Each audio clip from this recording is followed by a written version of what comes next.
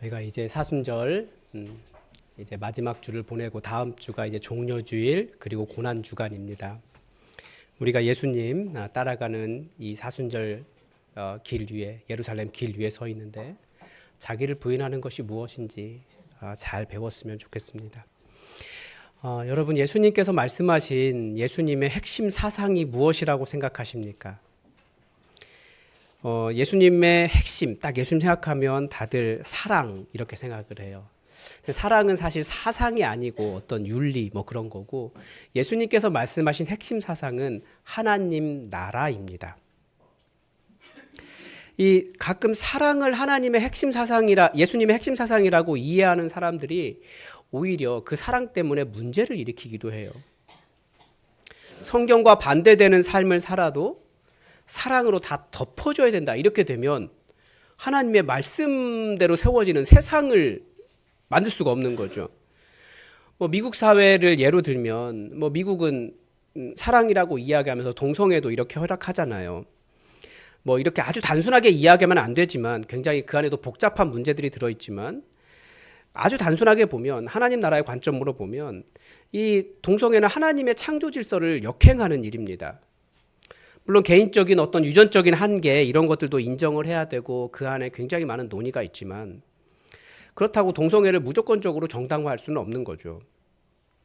그런데 예수님의 핵심 사상을 사랑이라고 이야기하니까 동성애를 할지라도 창조 질서를 역행하고 말씀대로 살지 않아도 무조건 받아주어야 된다. 이렇게 돼버리면 사랑이라고 너무나 멋있어 보이는데 다 용납하고 괜찮은 것 같은데 끝에 가보면 거기가 하나님 나라가 아닌 것이 되어버리는 거예요. 결국은 그 하나님의 너무나 좋은 사랑이라고 하는 말로 인간의 죄악을 정당화하는 데 사용되게 됩니다. 그러니까 조심해야 되는 거죠.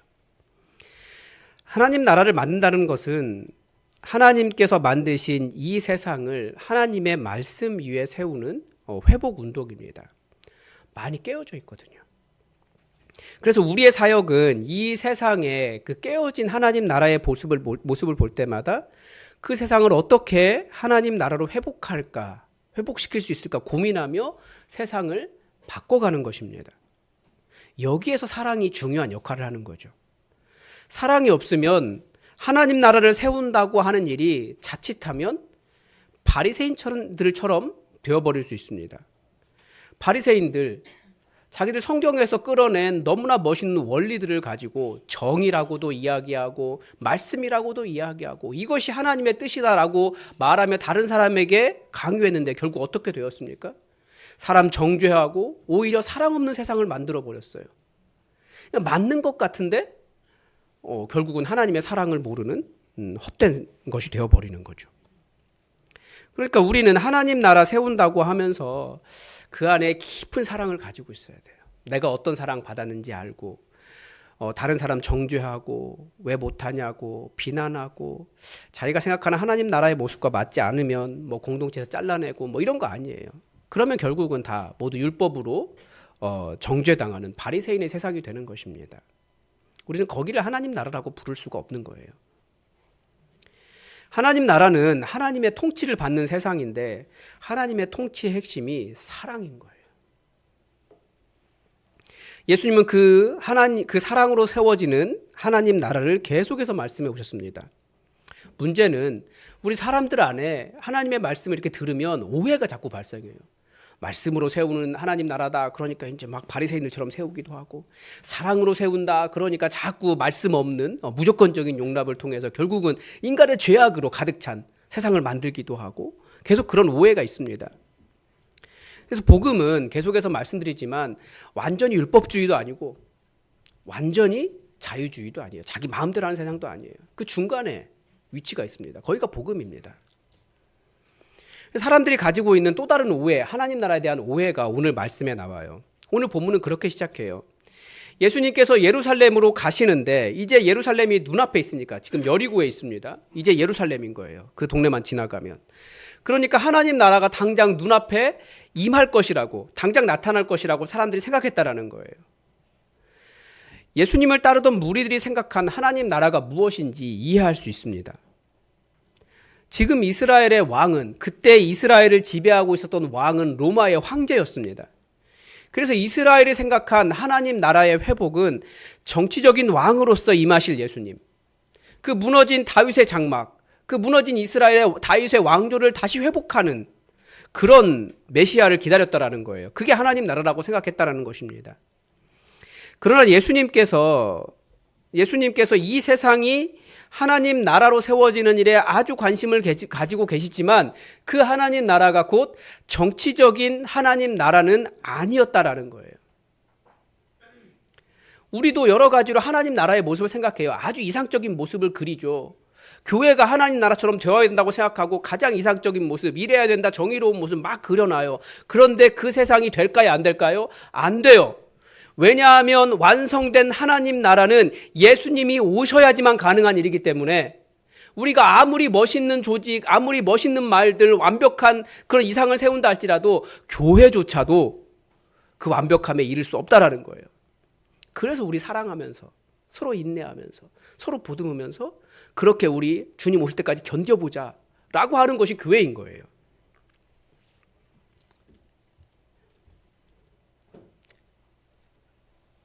주님 오시는 그날까지 하나님 나라는 완성되지 않습니다.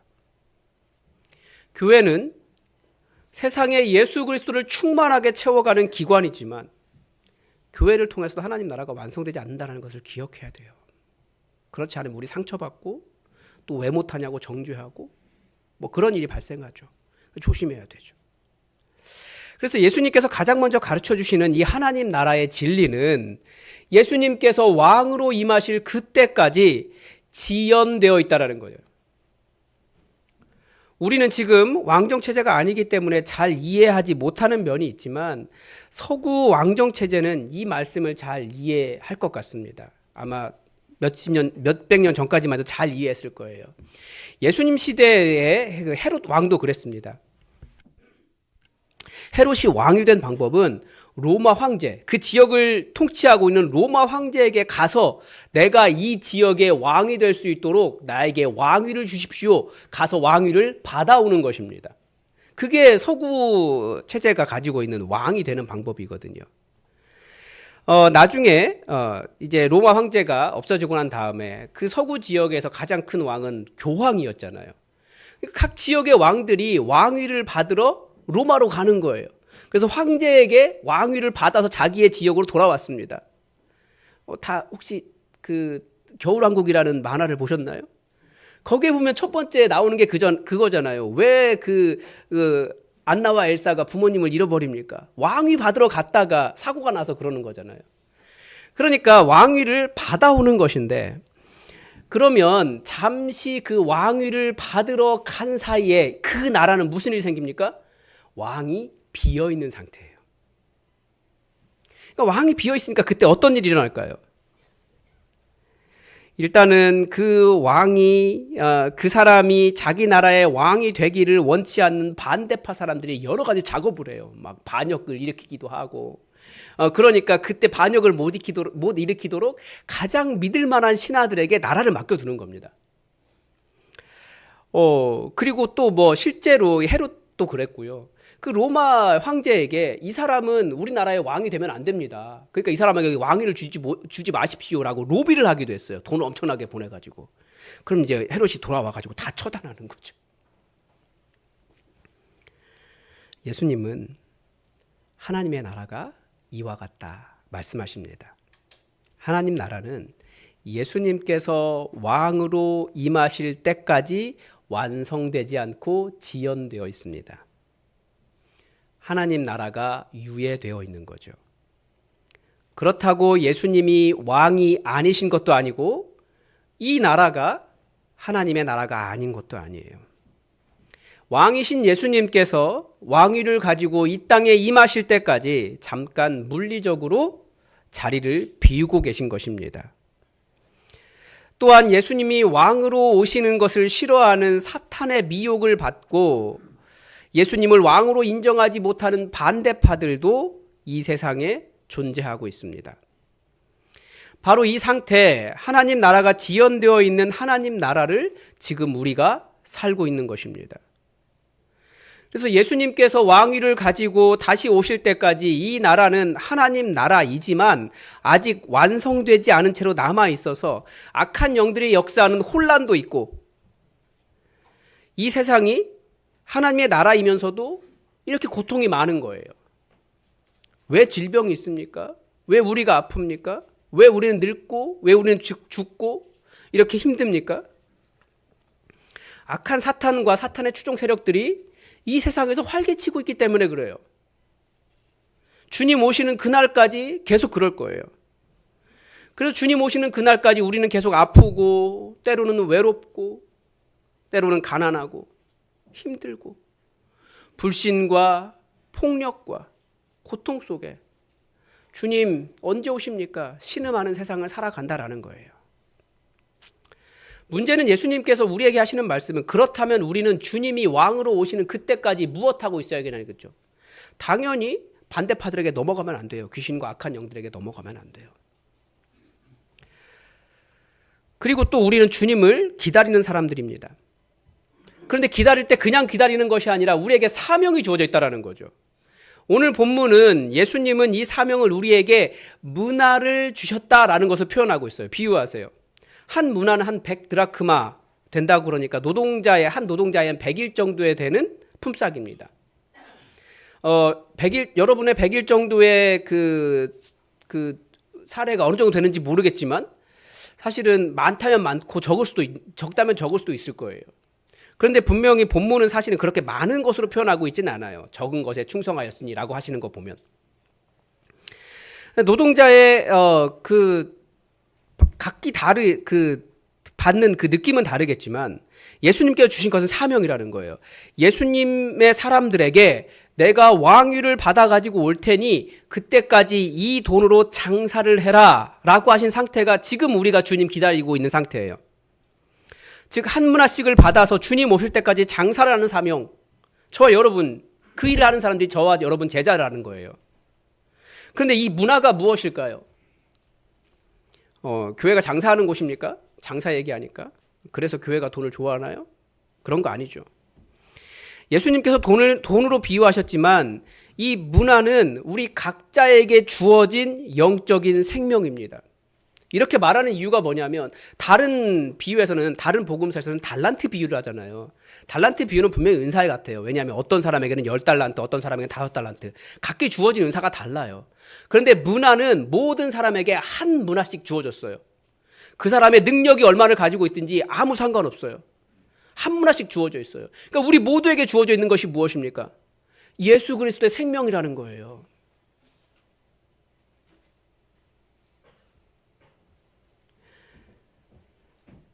누가복음이 계속 우리에게 지금 이 예수님의 십자가를 따라가고 있는 이 길에서, 이 예루살렘으로 향하는 길에서 계속 우리에게 강조하는 것이 있어요.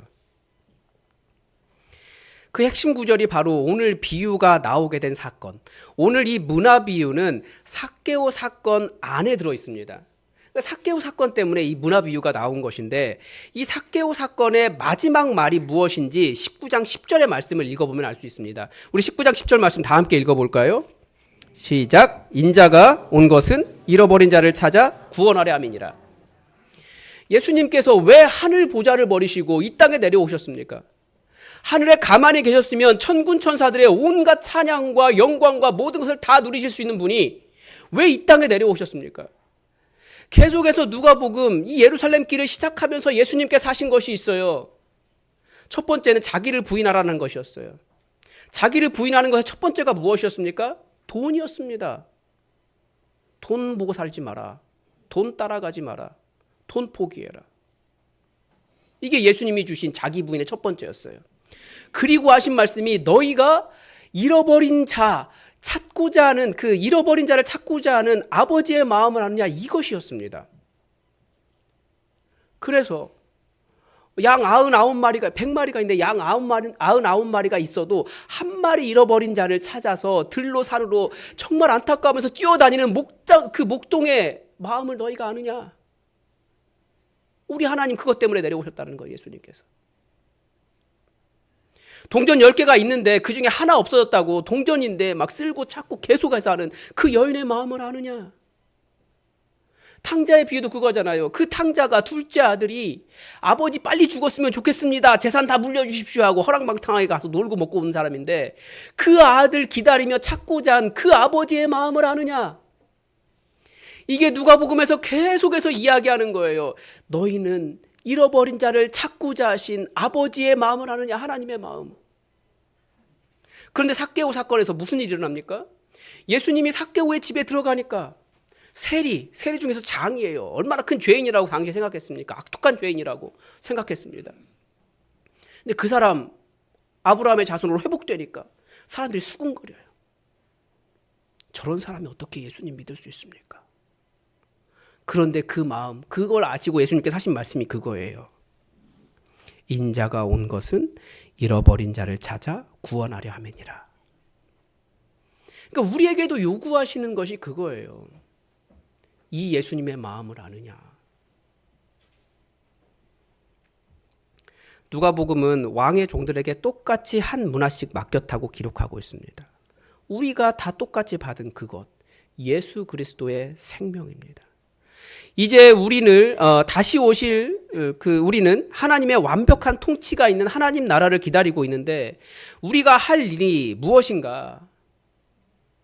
예수님께서 다시 오셔서 이루실 일이 무엇인가 생각할 때 우리가 할 일은 여기서 주님 기다리면서 할 일은 예수님의 생명을 받은 자로서 잃은 자를 찾으러 오신 예수님처럼 우리도 잃어버린 자를 찾아 내가 받은 예수 그리스도의 생명을 전하는 일이 또 다른 문화를 남기는 일이라는 것입니다. 그래서 우리는 영혼을 구원하여 제자를 삼고자 하는 것이고 제자가 되었다는 것은 또 다른 생명을 잉태하는 일이라는 거예요. 그래서 교회가 이 복음 전하는 일, 또 다른 문화를 남기는 일에 대해서 관심이 없다면 우리가 많이 착각하고 있는 거예요. 주님이 왜 지금까지 2000년이나 되고 있는데 아직도 안 오고 계시느냐? 우리가 여기서 할 일이 있기 때문에 그런 거죠. 그래서 우리 교회도 예수영전 모임 하려는 거예요. 내가 생명을 받았지만 사실 복음을 능숙하게 잘 설명할 수 없을 수도 있습니다. 그거 제일 잘하는 사람이 누굴까요? 그거 훈련받은 저예요. 그러니까 여러분 한 달 동안 열심히 사역해서 누군가 데려오십시오. 매달 첫 주 1시에 목양실에서 있습니다. 그러니까 여러분이 잘 전할 수 없다면 데려오십시오. 그래서 복음을 듣게 하십시오. 또 여러분이 나는 정말 예수님을 제대로 영접한 사람인가? 어쩌다가 보니까 교회 와 있고 교회 다니다 보니까 그냥 예수 믿는 사람이라고 착각하고 있지는 않은가? 나의 복음의 출발점이 명확하지 않으면 나의 회심을 확인하는 자리로도 예수 영접 모임에 오십시오. 목양실이 넓지 않기 때문에 많이 올 수는 없어요. 그러니까 더 친밀하게 이야기할 수 있어요. 오십시오. 그리고 나도 복음 전하고 싶은데 어떻게 전해야 될지 모르겠다라고 하면 매달 참석하셔서 들으면서 이렇게 전하는 거구나 배워가십시오. 열심히 일해야 돼요. 그 일을 우리가 하려고 지금까지 우리는 기다리고 있는 것입니다. 예수님 아직 오지 않으시는 거예요. 그래서 한 달 동안 열심히 사역하세요. 찾아가기도 하고 뭘 선물을 주기도 하고 우리 교회에 그 매주 첫 주 1시에 예수영접 모임 있으니까 한번 가보자 이야기하고 복음을 듣게 하십시오. 그리고 여러분도 복음을 증거하십시오. 이 일 하려고 우리 지금 여기 있는 겁니다. 우리 다 나름대로 열심히 하나님의 일 해보겠다라고 하는데 그래서 봉사도 하고 선한 일도 하고 충성스럽게 살려고 하는데 그 일이 무엇이겠습니까? 결국 문화가 남지 않는다면 우리는 주님의 일을 제대로 감당한 것이 아니라는 거죠. 많은 수고들이 결국은 나의 공로에 불과하게 됩니다. 우리가 하나님에 대해서 오해하는 것이 있어요. 오늘 본문에서도 나와요. 한 문화 받은 사람이 그냥 가만히 놔뒀잖아요. 그러면서 뭐라고 이야기해요?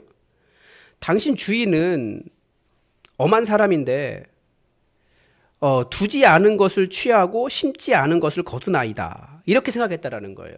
그래서 주인이 뭐라고 말합니까? 약한 종아, 너는 내가 두지 않은 것을 취하고 심지 않은 것을 거두는 엄한 사람인 줄 알았느냐? 다른 말로 하면 예수님조차도 한 생명을 구원하기 위해서 하늘 보좌를 버리시고 이 땅에 오셨습니다. 그냥 사람들이 구원되는 게 아니에요. 누군가가 그런 수고와 십자가를 지는 그런 고통을 감내할 때 복음이 증거되는 것입니다. 한 문화를 남기는 것이 그냥 되는 것이 아니라 이런 사람의 수고를 통해서 또 다른 문화가 되고 또 다른 문화가 되고 또 다른 문화가 되는 거예요. 가만히 있는다고 하나님 나라가 확장되는 것이 아니고, 가만히 있는다고 사람이 예수 그리스도의 복음을 믿는 것이 아니라는 거예요. 복음은 들음에서 나요. 누군가 증거하고 들려줘야 그 사람이 또 다른 문화로, 또 다른 생명을 가진 사람으로 태어날 수 있다는 거예요. 그 우리 하나님이 그 일 없이 그냥 하시는 것이 아니라는 것을 우리 이해하고, 그 일을 누군가가 감당해 줘야 돼요. 그게 바로 저와 여러분이라는 거죠. 예수님이 하셨던 것처럼. 예수님 다시 오시면, 이 땅에 다시 오시면 왕으로 오실 때 어떤 일이 일어날까요? 당연히 완벽한 하나님의 통치가 이루어지는 제대로 된 하나님 나라가 완성될 것입니다. 그러면 고통이나 사망이나 눈물이나 외로움이나 폭력이나 이런 것들 다 사라질 거예요. 왜냐하면 그 원흉되는 사탄 마귀가 다 사라지기 때문에 그렇습니다. 우리가 이 세상이 왜 이렇게 이 모양이냐, 희망이 없다고 생각하는 이 어두움의 세상이 하나님으로부터 오는 참 빛으로 가득한 세상이 될 것입니다. 그런데 주님 오시는 날, 그날 이뤄지는 또 다른 일이 있어요. 바로 심판이 있다라는 거죠. 이 심판은 두 가지입니다. 하나는 열심히 일해서 추가적으로 문화를 남긴 사람들, 그 종들에게 그 남긴 문화에 맞는 고을을 다스릴 권한을 주시는 겁니다. 그런데 일하지 않고 문화를 그냥 쌓아두었던 종에게는 그 문화를 빼앗아 성실히 일한 종에게 주는 것입니다. 예수님의 기준은 뭘까요? 몇 문화를 남겼느냐가 중요한 게 아니에요. 각 사람의 역량에 따라서 어떤 사람은 10문화를 남기기도 하고 어떤 사람은 5문화를 남기기도 할 거예요. 어떤 사람은 아무것도 남기지 못할 수도 있어요. 그러나 예수님께 주신 말씀도 그거예요. 열심히 장사해라 라고 말씀하셨지 얼마의 목표를 이루어라 이렇게 말씀하신 것이 아니에요. 중요한 것은 그 문화를 가지고 꽁꽁 싸매두고 사용하지 않는 그런 게 아니라 어떻게든지 복음 증거하려고 이 문화를 하나의 문화로 더 만들려고 열심히 수고하고 애쓰는 그 장사를 하나님께서 원하시는 거예요. 그러니까 책망받은 사람은 아무것도 하지 않았기 때문에 책망받고 빼앗긴 것입니다. 주님께서 원하시는 것은 결코 사업의 성공이 아니에요. 다시 말하면 잃어버린 자를 찾으려고 수고하지 않고 반대로 바리새인들처럼 하나님의 이름을 찾은 사람조차도 하나님의 이름으로 찾은 사람조차도 잃어버리게 하면 심판받는다는 거죠. 그러니까 우리는 계속해서 나의 목표가 무엇인가? 내가 어떻게 하면 복음을 증거할 수 있을까? 계속 이것을 염두에 두고 그 사역하면서 살아가는 겁니다. 또 다른 심판은 예수님께서 왕되심을 원하지 않았던 원수들이 처형당하는 일입니다.